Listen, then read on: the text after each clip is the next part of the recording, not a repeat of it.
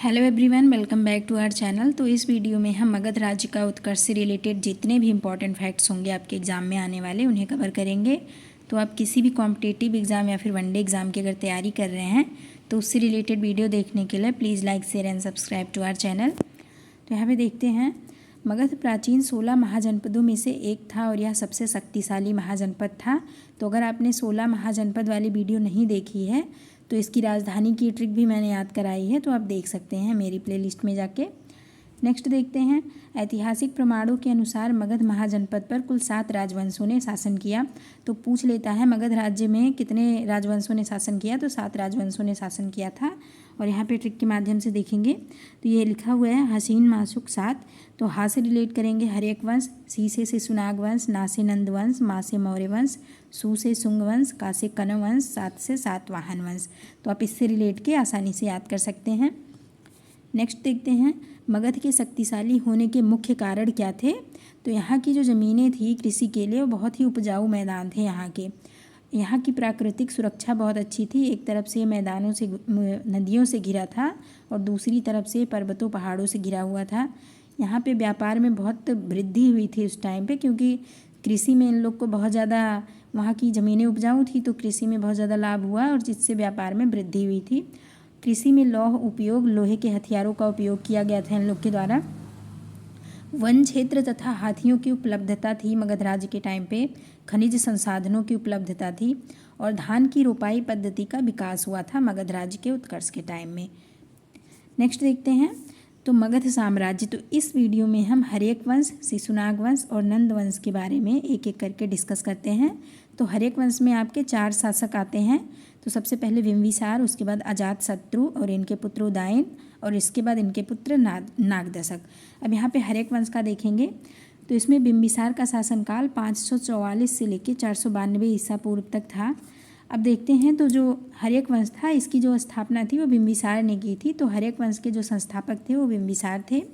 इनका उपनाम श्रेणिक था और इन्होंने तिर्यक नीति को अपनाया था अपने साम्राज्य का विस्तार करने के लिए। तो तिर्यक नीति में क्या क्या आ जाएगा, विवाह, युद्ध और मैत्री को इन्होंने अपनाया था राज्य का विस्तार करने में। यहाँ पे देखते हैं, तो इनकी जो प्रारंभिक राजधानी थी वो ग्रीव्रज में थी और जो कि बाद में बदल के इन्होंने राजगृह में कर ली थी। तो ये सारी राजधानी अगर आपको ट्रिक से याद करनी है एक ही वीडियो में, तो आप प्लीज़ जाके देखिए मेरी महाजनपद वाली वीडियो, जिससे आपको एक ही बार में सारा याद हो जाए। इसने विवाह के माध्यम से लिए गए दहेज के रूप में जो क्षेत्र इनको मिलता था तो उसी से अपने साम्राज्य का विस्तार करते थे। बिंबिसार ने 3 विवाह किया था। तो अब इनका प्रथम विवाह जो हुआ था वो कौशल राज की पुत्री और प्रसेनजीत की बहन महाकोशला देवी से किया था इन्होंने, और वहाँ से इनको दहेज में काशी प्राप्त हुआ था। दूसरा विवाह चेलना से किया जो लिच्छवी की राजकुमारी थी। तीसरा विवाह क्षेमा पंजाब के मद्र कुल की राजकुमारी से किया था इन्होंने, और इनके द्वारा अंग राज्य को जीता गया था। तो अंग राज्य की राजधानी हमने देखी थी ना, चंपा थी। तो इसको इनके द्वारा जीता गया था और इसको जीत के इन्होंने वहाँ का कार्यभार अपने पुत्र अजातशत्रु को सौंप दिया था।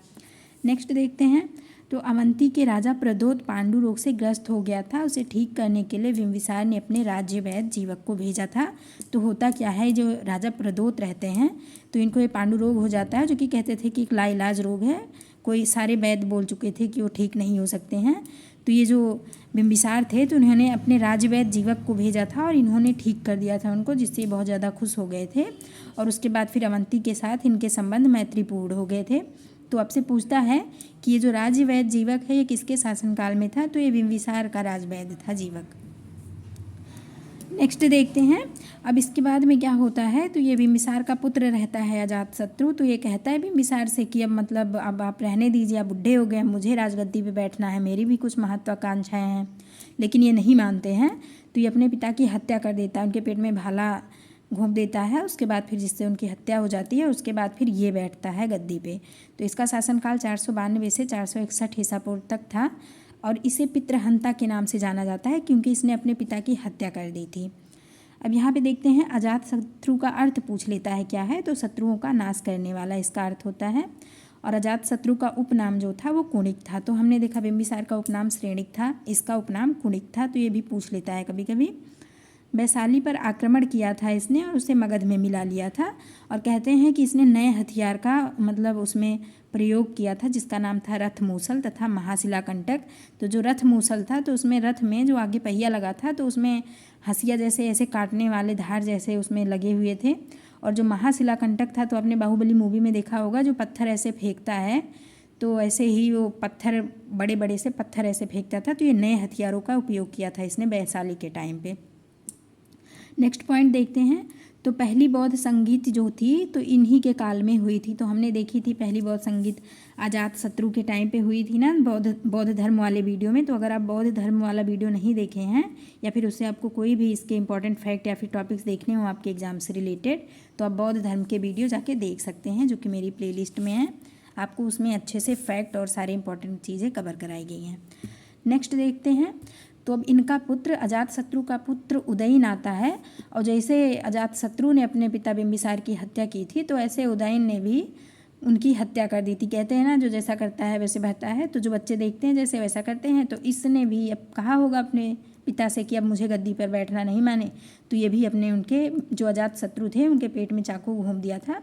उसके बाद फिर ये राजगद्दी पर बैठ जाता है। तो ये पूरे वंश को पितृहंता वंश के नाम से जाना जाता है, क्योंकि बिंबिसार की हत्या अजातशत्रु करता है और उसके बाद फिर अजातशत्रु का पुत्र उदयन इनकी हत्या करता है। तो इसने भी अपने पिता की हत्या की थी, इसीलिए इसे भी पितृहंता कहते हैं। और इसका शासनकाल 461 से 445 ईसा पूर्व तक था।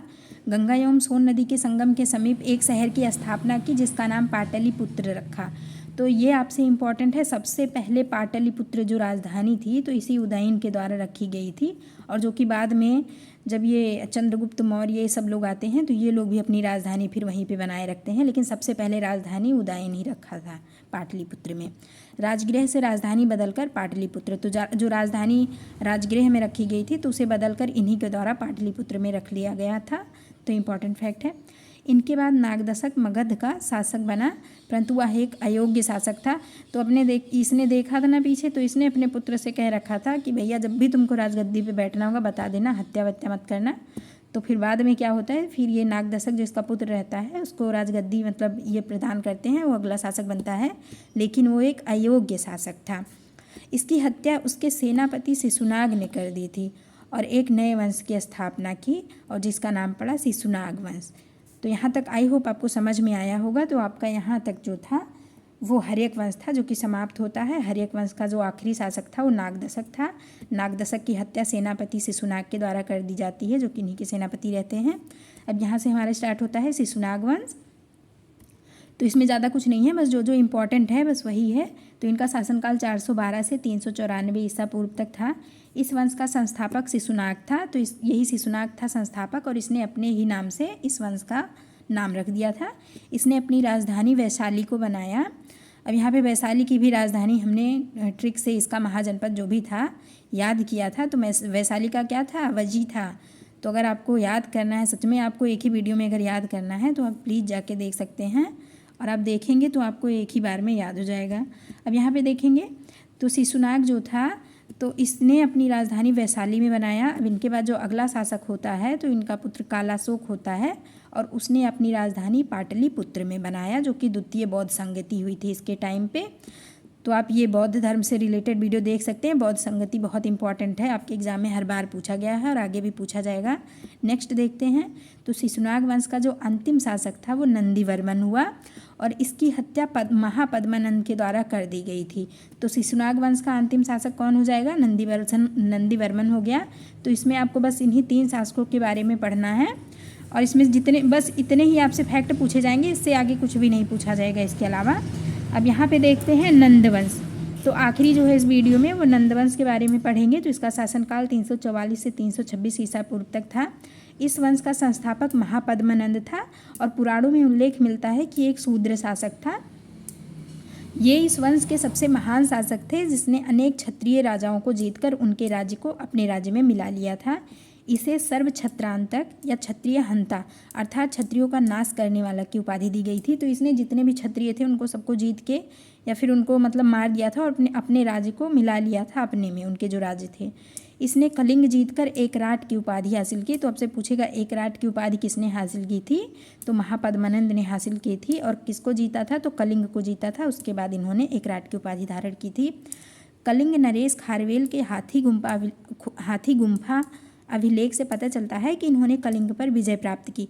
तो पूछता है किस अभिलेख से पता चलता है, तो हाथी गुम्फा अभिलेख से पता चलता है कि इन्होंने कलिंग पर विजय प्राप्त की थी। इनके 8 पुत्र थे। धनानंद नंदवंश का अंतिम शासक था। तो इस वंश का जो अंतिम शासक था इनका पुत्र था। और वह कैसा शासक था, तो बहुत ही क्रूर शासक था। ये सिकंदर के समकालीन थे, मतलब कि जिस टाइम पे ये यहाँ पे शासक थे तो उस टाइम मैसिडोनिया में सिकंदर शासक थे। इन्हीं के समय में 326 ईसा पूर्व में मैसिडोनिया के शासक सिकंदर ने पश्चिमोत्तर भारत पर आक्रमण किया था। तो जो आक्रमण हुआ था सिकंदर के द्वारा इन्हीं के टाइम पीरियड में हुआ था। इसने अपने दरबार से चाणक्य का अपमान करके निकाल दिया था, मतलब उनकी कहते हैं सिखा पकड़ के दरबार से उनको अपमानित करके निकाल दिए थे। और जिस कारण से चाणक्य ने मतलब उस टाइम पे उन्होंने क्या की थी कि कसम खाई थी कि जब तक मतलब वो भी इसका बदला नहीं ले लेंगे, अपनी शिखाओं को ये नहीं बांधेंगे। तो फिर जब इनको निकाल देते हैं तो चाणक्य ने अपने शिष्य चंद्रगुप्त मौर्य के सहयोग से धनानंद पर आक्रमण करके उसे पराजित किया और उसके बाद मौर्य वंश की स्थापना की। तो यहाँ पे मौर्य वंश की स्थापना इनके द्वारा कराई जाती है, चंद्रगुप्त मौर्य के द्वारा। और अगर आपको मौर्य वंश के एग्ज़ाम से रिलेटेड जितने भी फैक्ट और वीडियो देखने हों तो आप प्लीज़ मौर्य वंश के जो वीडियो मेरे पड़े हुए हैं प्लेलिस्ट में वहाँ से जाके देख सकते हैं। उससे बाहर आपको एग्ज़ाम में कुछ भी नहीं पूछेगा। तो ये हमारा मगध राज्य का उत्कर्ष जो था उससे रिलेटेड वीडियो था। और मौर्य वंश का अगर आपको देखना है तो एक अलग वीडियो हो जाता है। तो मौर्य वंश का वीडियो पड़ा हुआ है प्लेलिस्ट में, आप जाके देख सकते हैं, जिसमें आपको अच्छे से समझाने की कोशिश की गई है। तो ये हमारा मगध राज्य का उत्कर्ष से रिलेटेड जितने भी इंपॉर्टेंट फैक्ट्स थे आपके एग्जाम में आने वाले उन्हें कवर किया गया है। आई होप आपको अच्छा लगा होगा। अगर ये वीडियो आपको यूज़फुल लगा हो तो please like share and subscribe to our channel. Thank you so much. Stay motivated, पढ़ते रहिए।